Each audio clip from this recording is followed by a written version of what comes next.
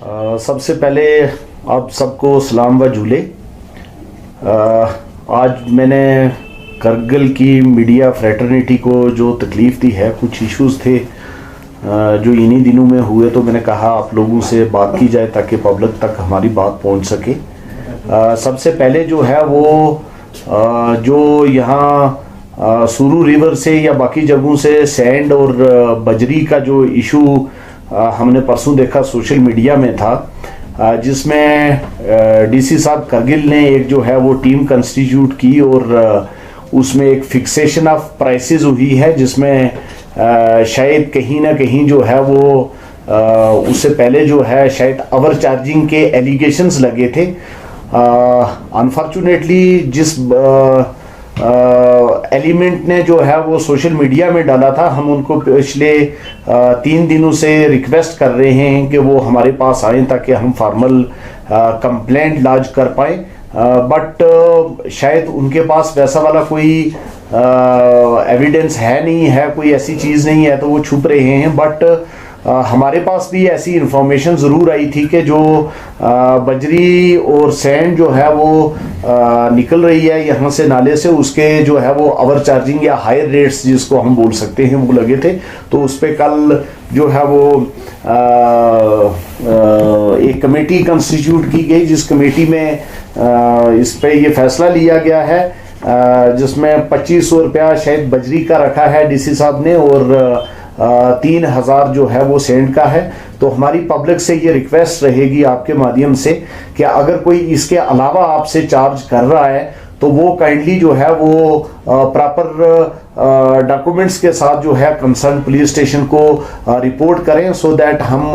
उस particular contractor के खिलाफ, अगर या कंपनी जो है वो काम कर रही है तो उसके खिलाफ हम लीगल एक्शन लें। और लीगल एक्शन में मैं आपको बताता चलूं कि ऐसी कंपनी को जो ओवर चार्जिंग करेगी, जो एक एडमिनिस्ट्रेशन ने रेट्स निकाले हैं उसके अलावा अगर ओवर चार्जिंग करेगी तो उस पार्टिकुलर कंपनी को हम ब्लैक लिस्ट भी करवाने के लिए अपनी हर मुमकिन कोशिश जो है वो करेंगे।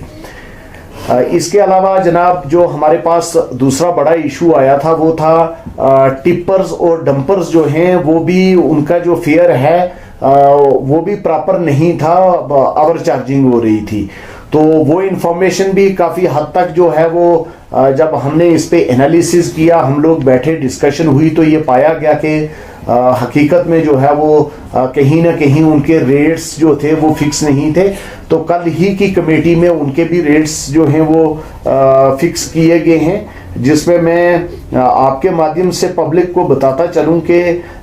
इसमें जो है ये बड़ा क्लियर सा ऑर्डर निकला है, आप लोगों ने खुद भी पढ़ा होगा कि इसमें जो है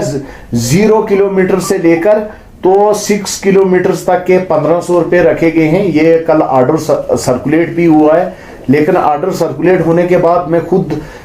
इसलिए आपसे मैंने जो है यहाँ आपको मदऊ भी किया कि पब्लिक सारे, अगर कोई पढ़े लिखे नहीं है तो बात तो सारे समझ सकते हैं, अगर रीडिंग नहीं कर सकते तो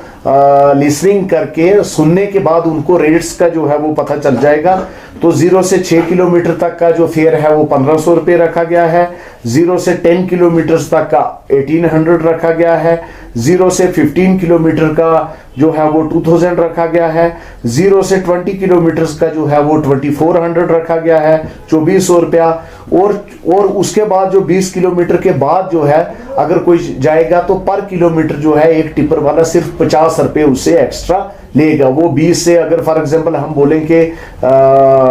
25 किलोमीटर चला गया है तो उसको 2400 के बीच में 50 रुपये पर किलोमीटर जमा करना है, मतलब 250 रुपया बन गया, तो वो बन गया 2600, तो 50 रुपये। तो ये फेयर फिक्स हुआ है। अगर आपको कोई भी इसमें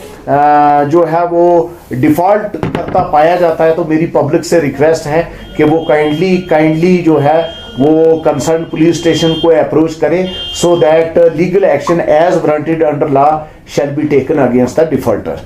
और उसके अलावा जो है मेरा दूसरा इशू था कि रॉन्ग पार्किंग में हमारे पास कंप्लेंट्स, क्योंकि मैं एज एसपी ट्रैफिक करगिल भी हूं तो हमारे पास कुछ पिछले दिनों में कंप्लेंट्स आई कि जनाब हम गाड़ी लगाते हैं तो इमीडिएटली जो है वो ट्रैफिक वाले चलान कर देते हैं। तो मेरी आपसे रिक्वेस्ट है कि कुछ एरियाज जो हैं वो स्पेसिफाई किए गए हैं, जो नो पार्किंग जोन्स हैं वो इसीलिए किए गए हैं ताकि ट्रैफिक जो है वो कंटिन्यूसली रेगुलेट होती रहे। कहीं कोई पेशेंट आ रहा है या कोई फायर एंड इमरजेंसी सर्विसेज जो है वो किसी को कहीं जाना है तो ताकि रोड पे जैमिंग नहीं हो, तो उसको मद्देनजर रखते हुए नो पार्किंग एरियाज में जो है वो अपनी गाड़ी नहीं लगाएं ताकि जो है उनको चलान नहीं हो। और कोई भी इनजेन्युइन चलान कोई ये बोले कि हमने पार्किंग वाले प्लेसेस पे ही गाड़ी पार्क की हुई थी तो वहां पे हमारी गाड़ी को अगर चलान हुआ है तो वो मेरे पास आए, मैं उसके ग्रीवेंसेस को, ऐसे लोगों के ग्रीवेंसेस को रिड्रेस करूंगा। इन एडिशन टू दिस मेरी पब्लिक से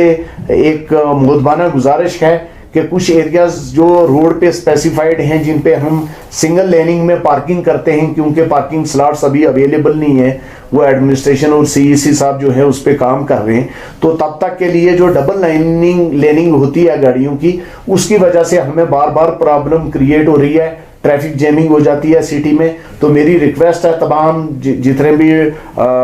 ड्राइवर साहिबान हैं जो गाड़ी, चाहे वो पर्सनल गाड़ी है या डिपार्टमेंट की कोई गाड़ी है, वो डबल लेनिंग नहीं करें, सिंगल लेन में अगर कहीं जगह है तो वो गाड़ी लगाएं, अदरवाइज वो जो पार्किंग स्लॉट्स ऑलरेडी आइडेंटिफाइड है वहां जाके लगाएं। तो फिर आपकी जो ये ऐसे वाली क्राई भी हो रही है कि जनाब हमें जल्दी जल्दी जो है वो चलान दिया जाता है, तो वो नहीं होगा। इसके अलावा जनाब मेरी सीट बेल्ट के लिए पब्लिक से सबसे रिक्वेस्ट है, सीट बेल्ट को लेकर ये अपनी सेफ्टी मेजर्स हैं तो सीट बेल्ट जो है वो पहने। और यंग जनरेशन से मेरी अपील है कि बाकी वाली हम जगहों पे देख रहे हैं कि स्टंट जो है वो बाइकर्स जो हैं वो स्टंट्स मारते हैं, इस किस्म का कोई भी अगर हमें जो है बाइकर मिला तो जो अपनी जान को खतरे में डालेगा तो लीगल एक्शन जो है उसके खिलाफ भी लिया जाएगा। इसके अलावा मेरी जनरल पब्लिक से अपील है आप सब लोगों से कि ड्रग अब्यूज जो है हमने पिछले साल देखा, हमारे यहाँ 13 के करीब जो है वो एफआईआर लगे वो अल्कोहल और ड्रग्स में, तो कहीं ना कहीं हमारी सोसाइटी भी इस तरफ जो है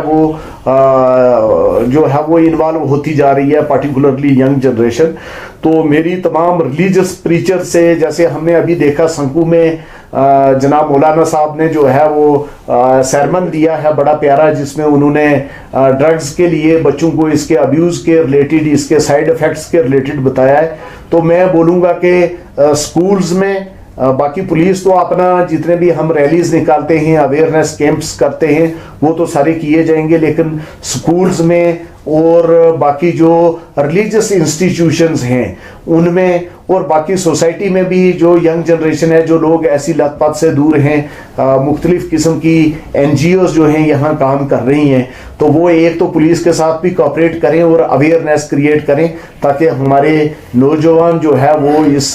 ड्रग्स की लत से जो है वो अपने आप को बचा पाएं। इसके अलावा मैं पेरेंट्स से भी रिक्वेस्ट करता हूं कि वो अगर उनको पता चलता है, वो मजबूर होते हैं लेकिन वो हमारे पास आए। हम ड्रग डी एडिक्शन सेंटर्स जो हैं श्रीनगर के अंदर भी मौजूद है और जम्मू के भी, हम ऐसे बच्चों को अगर कहीं कोई ड्रग्स अब्यूज में इन्वॉल्व हो गया हुआ है तो हम उसको ड्रग डी एडिक्शन सेंटर में भेजकर तो उसका ट्रीटमेंट जो है वो वहाँ स्टार्ट करवा पाए ताकि वो इस लत से बच पाए। इसके अलावा कुछ लोग हैं जो हम बोलेंगे कि जो खुद तो ड्रग्स नहीं करते हैं लेकिन वो कहीं ना कहीं अपने बिजनेस को लेकर, क्योंकि इसमें बड़ा हेफ्टी अमाउंट मिलता है, जो लोग पेडलर्स होते हैं वो कहीं से जब ड्रग्स लाते हैं तो वो छोटे सारे अमाउंट में लाते हैं और जो लोग ड्रग एडिक्ट हैं उनको वो काफ़ी सारे पैसे लेकर तो वो उसके ड्रग्स प्रोवाइड करते हैं। तो ऐसे लोगों की अगर आपको जब भी कहीं कोई इंफॉर्मेशन मिले तो पुलिस के साथ शेयर की जाए। उस जो शेयर करेगा उसकी आइडेंटिटी जो है वो कभी भी डिस्क्लोज नहीं की जाएगी और उसको एक प्रॉपर अवार्ड या रिवार्ड के रूप में जो है वो भी नवाजा जाएगा। इसके अलावा मेरा अगला पॉइंट था कि ट्रैफिक एडवाइजरी जो हम डेली निकालते हैं, आप लोगों के माध्यम से हम उसको फर्दर मैसेज को भेजते भी हैं। तो मेरी सबसे रिक्वेस्ट है, पब्लिक से भी है और जो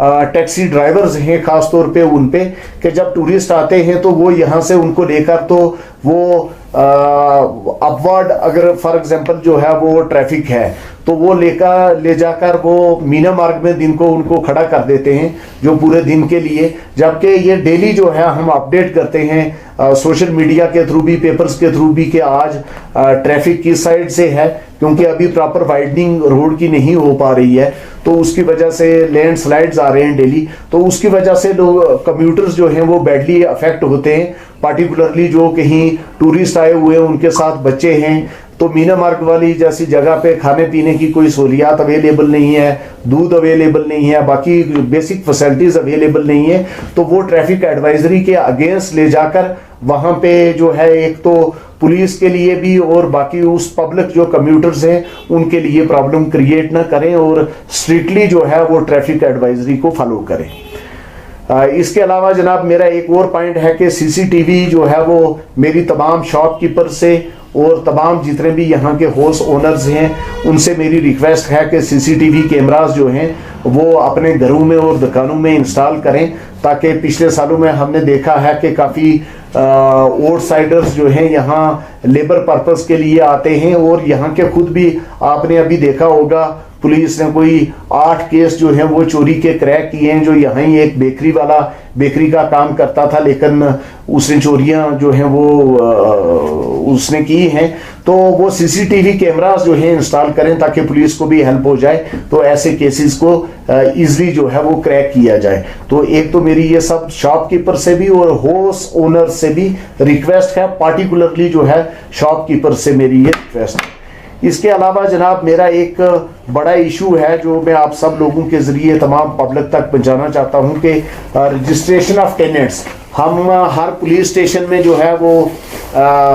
जितने भी टेनेंट्स हैं उनकी रजिस्ट्रेशन करते हैं, जितने भी आउटसाइडर्स आ रहे हैं, ताकि उनको हमारे पास उनका फ़ोन नंबर रहे, उनका फोटोग्राफ रहे, हमें पता नहीं है किस स्टेट से कौन आ रहा है, उसका पीछे रिकॉर्ड क्या है, उसके करैक्टर एंटीसीडेंट्स क्या हैं, कल के दिन जब चोरियां होती हैं या दूसरी तीसरी ऐसे वारदात होते हैं तो फिर वो हमें आइडेंटिफिकेशन नहीं होती। तो इसलिए हमने तमाम जो लैंडलॉर्ड्स हैं जिनके घर हैं, जो किराए पे अपने घर मकान दे रहे हैं, उनसे हमारी रिक्वेस्ट है कि वो बगैर पुलिस को इन्फॉर्म किए, बगैर पुलिस के रजिस्ट्रेशन किए किसी को भी जो है वो अपना घर या कमरा किराए पे ना दें। अगर कोई ऐसा पाया गया तो उसके खिलाफ जो है वो लीगल कार्रवाई होगी। और जितने भी लेबरर्स बाहर से आ रहे हैं, क्योंकि आज व्हाट्सएप है, सोशल मीडिया का दौर है, लोग सभी इस वीडियो को देखेंगे, मेरी उनसे भी रिक्वेस्ट है कि वो यहाँ आकर पुलिस स्टेशन में अपनी जो है वो रजिस्ट्रेशन करवाएं।